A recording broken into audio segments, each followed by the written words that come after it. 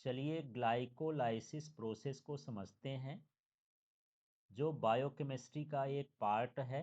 12th में भी है, बीएससी एमएससी में भी है। इसको सरल शब्दों में समझते हैं। सबसे पहले जाने कि ये ग्लाइकोलाइसिस होता क्या है। तो एक ये जैव रासायनिक प्रक्रिया है, मतलब जीवित कोशिकाओं के या जीव जंतुओं के भीतर होती है, जिसमें ग्लूकोज का एक अणु टूटता है और पाइरूवेट के दो अणु बनाता है। साथ में इसमें ऊर्जा के भी दो अणु बनते हैं। आप जानते होंगे ऊर्जा हमारे शरीर में एटीपी के रूप में होती है, एडेनोसिन ट्राइफॉस्फेट। तो यहाँ इसके कितने अणु मिलते हैं, इस प्रक्रिया में दो अणु मिल जाते हैं। साथ में ये NADH भी उत्पन्न करता है।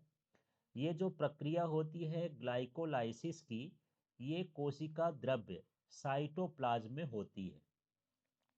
इस प्रक्रिया में ऑक्सीजन की आवश्यकता नहीं होती है, अर्थात यह क्रिया अवायवीय होती है, बिना वायु के हो जाती है। यह सभी जीवों में कोशिकीय श्वसन का पहला चरण होता है। तो जब कोशिकाओं के भीतर श्वसन होता है बिना ऑक्सीजन के, तो उसके लिए जरूरी होता है कि ये ग्लाइकोलाइसिस की प्रोसेस हो। यह प्रक्रिया 10 चरणों में एक रैक रूप में होती है। ये ऑक्सीजन की उपस्थिति में भी हो सकती है, अनुपस्थिति, दोनों स्थितियों में हो सकती है। और यह ऊर्जा का एक मूलभूत स्रोत होता है।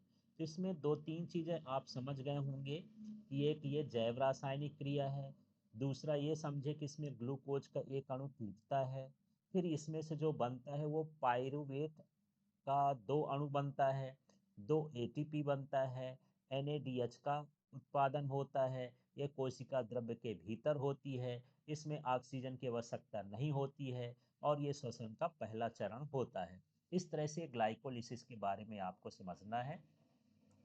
अब देखिए थोड़ा सा इसका यदि जनरल मीनिंग समझे, तो यहाँ पर ग्लाइकोलिसिस का मतलब ये है कि जो ग्लाइकोस है उसका मतलब है चीनी, और लाइसिस का मतलब होता है विखंडन।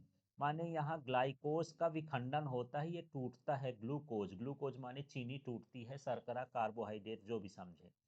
इसका स्थान का मतलब ये कहाँ पर टूटता है, तो ये कोशिका द्रव्य में टूटता है। अब यहाँ पर ऑक्सीजन की आवश्यकता होती है कि नहीं होती है, तो यहाँ पर ऑक्सीजन की आवश्यकता नहीं होती है। इसकी शुरुआत कहाँ से होती है, एक ग्लूकोज के अणु से होती है, और ग्लूकोज के अणु में 6 कार्बन होते हैं। अंत में हमको क्या मिलता है, अंत में हमको दो पाइरीवेट अणु मिलता है, जिसमें 3 कार्बन होते हैं। दो एटीपी मिलता है, माने ऊर्जा मिलती है, और यहाँ पर दो NADH भी हमको मिलता है। अब इसका महत्व क्या है, तो यह कोशिकीय श्वसन में सेलुलर रेस्पिरेशन जो होता है उसका पहला चरण होता है। और ये सार्वभौमिक चरण है, यूनिवर्सल चरण है। इसका मतलब है कि ये सभी कोशिकाओं में एक समान रूप से होता है। अब हम ये देखें कि जब हमारे पास पाइरुवेट अम्ल बन ही गया है, तो फिर आगे क्या होता है। तो इसमें ऑक्सीजन की उपस्थिति में जो है, इसके बाद एरोबिक जो क्रिया होती है, इसमें पाइरुवेट माइटोकॉन्ड्रिया में प्रवेश करता है और क्रेब्स चक्र और ऑक्सीडेटिव फास्फोरिलेशन में जाता है, जिससे अधिक एटीपी बनती है। इस वाले पार्ट को हम अगले वीडियो में समझेंगे, क्रेब्स चक्र के बारे में, कि किस तरह से यहाँ पर ऑक्सीजन की उपस्थिति में पाइरुवेट अम्ल से प्रक्रिया होती है और इससे एटीपी कैसे बनता है। अब चलिए इस प्रोसेस को समझते हैं। तो यहाँ पर हमारे पास ग्लूकोज है, और ग्लूकोज का कितना अणु होता है, एक अणु होता है। इसमें एक एंजाइम होता है हेक्सोकाइनेज। ये जो एटीपी है उस एटीपी को ग्रहण करता है, उसको एडीपी में बदलता है। माने एक एटीपी इसको जरूरत पड़ती है ग्लूकोज को तोड़ने के लिए। तो ये ग्लूकोज टूट करके ग्लूकोज 6 फॉस्फेट में चेंज होता है, और यहाँ पर एक एटीपी की ज़रूरत पड़ती है, एक एटीपी ले लेता है। फिर इसकी अगली प्रोसेस में हम देखते हैं कि ये जो फास्फो ग्लूको आइसोमेरेज एक एंजाइम होता है, इस ग्लूकोज को और छोटे भाग में तोड़ करके चेंज करता है, किसमें, फ्रक्टोज 6 फास्फेट में। तो ये चरण लिखा है, पहला चरण ये हो गया जिसमें ग्लूकोज का एक अणु टूटता है हेक्सोकाइनेज एंजाइम की उपस्थिति में और ये एक एटीपी की ऊर्जा को लेता है और इसको ग्लूकोज 6 फास्फेट में बदल देता है। यदि आप हिंदी से लिखना चाहें तो एक नंबर डाल करके इसी को आप लिख देंगे जो इसमें दिख रहा है। दूसरा नंबर, दूसरा स्टेप क्या है? अब इसमें फास्फोग्लाइको आइसोमेरेज एंजाइम होता है जो इसको फ्रक्टोज 6 फास्फेट में चेंज कर देता है, इसको इसमें बदल देता है। फिर इसका तीसरा चरण चालू होता है। तो तीसरे चरण में क्या होता है, जो हमारे पास फास्फो फ्रक्टोकाइनेज एक एंजाइम होता है, इस एंजाइम से ये जो फ्रक्टोज 6 फास्फेट है, ये फ्रक्टोज 1,6 बायो बिसफास्फोट में, ये फ्रक्टोज 1,6 बिसफास्फेट में चेंज होता है। इसमें भी एक एटीपी ऊर्जा की आवश्यकता होती है।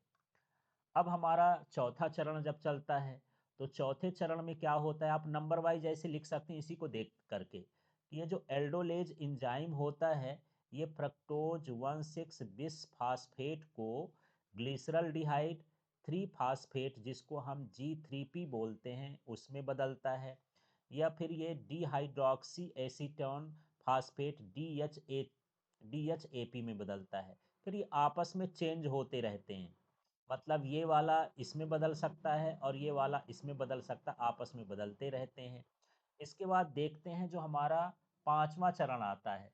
तो जब पांचवा चरण आता है तो हमारे पास जो इंजाइम होता है आइसोमेरेज इंजाइम होता है। तो ये आइसोमेरेज इंजाइम जो है ये 2NAD प्लस को चेंज करके 2NADH प्लस 2H बनाता है, माने इसके दो अणुओं का निर्माण हो गया, NADH के दो अणुओं का निर्माण हो गया इस प्रोसेस में। तो यहाँ पर हमारा छठवां चरण होता है, ये होता है ट्रायोज फास्फेट डिहाइड्रोजिनेज, ये एंजाइम का नाम है। अब ये इस प्रोसेस को जो ग्लिसरल्डिहाइड 3 फास्फेट G3P जिसको आप बोलते हो, इसको बदल करके एक इसमें कर देता है 1,3 बिस फास्फोग्लिसरेट में, इसमें बदलता है। और इस तरह से यहाँ पर ये अब हमारा सातवां चरण होता है। तो यहाँ पर फास्फोग्लिसरोकाइनेज ये इंजाइम होता है जो 1,3 बिस फास्फोग्लिसरेट को बदलता है, लेकिन यहाँ पर साथ में देखिए दो एटीपी को निकालता है। पिछले दो चरणों हम देख रहे थे कि दो एटीपी की ऊर्जा लग रही थी, और यहाँ पर दो एटीपी यहाँ पर क्या हो रहे हैं, निकल रहे हैं। इसके बाद यहाँ पर अगले स्टेप में क्या होता है कि ये इतनी ऊर्जा निकालता भी है, टूटता है तो, और 3 फास्फोग्लिसरेट का निर्माण करता है। इसके बाद यहाँ पर हमारे पास आठवां चरण हो जाता है। तो ये फास्फोग्लिसरो का म्यूटेज जो एंजाइम होता है, इसकी उपस्थिति में ये फास्फोग्लिसरेट चेंज होकर के 2 फास्फोग्लिसरेट बनता है। ये 3 फास्फोग्लिसरेट था, ये 2 फास्फोग्लिसरेट बनता है।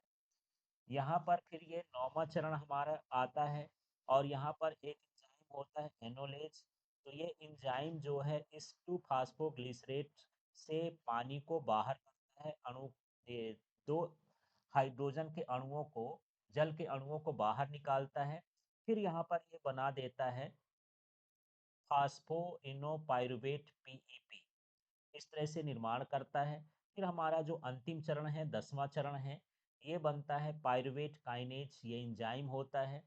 ये दो एडीपी को चेंज करके ये 2 ATP को बना देता है, ये एटीपी बना रहा है। इस तरह से हमारे पास अंतिम में जो उत्पाद बनता है वो पाइरुवेट बनता है।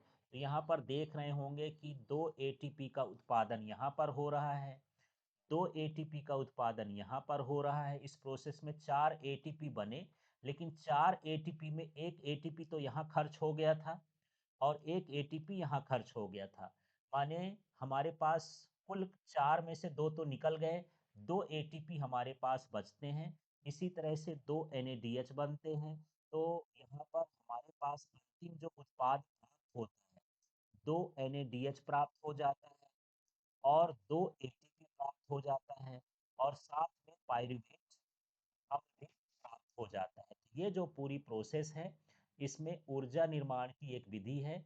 इसमें जो है ये अवायवीय श्वसन करते हैं, ऊर्जा का निर्माण करते हैं। तो इस तरह से ये प्रोसेस होती है ग्लाइकोलिसिस। लाइसिस की।